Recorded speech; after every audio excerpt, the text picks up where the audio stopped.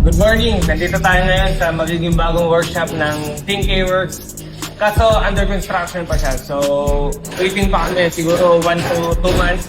Pero ngayon, nagre-ready na kami kasi kami rin naman na nag-aayos nito. So, ito yung una namin binili. Tools, tool gali. Hindi namin nakalain na meron pala si Sec Moto Supply na ganito ang gandang tools. So, tara, buksan natin.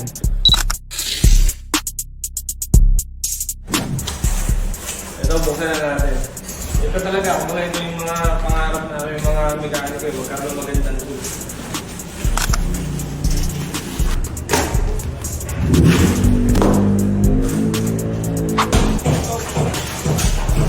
Si Sir Jake nga pala. So, si Jared, siya yung workshop manager natin dito sa Team K-Works.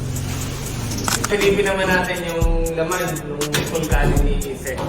So, kumpleto na siya, mga screw, and pliers, long nose, cutter pliers, pansinsel, syringe, open and back wrench. Then, ito 3/8 and 1/4. So, ito pala, hindi ko lang makita sa camera pero may nakasulat na din nasukat. Ito, may kasama na rin pala siyang torque wrench, tsaka mga adapter. Sunod, 1/2 naman. So, kumpleto na rin. Meron siyang mga torque, allen. Ito, torque wrench din. Meron din. Tapos ito, wala. Open space lang siya. Siguro ito mga gulong na to. Ito, hand. So, ito, napabili agad kami ng tatlo para dito sa bagong magiging workshop natin. Kasi napakamura na ito.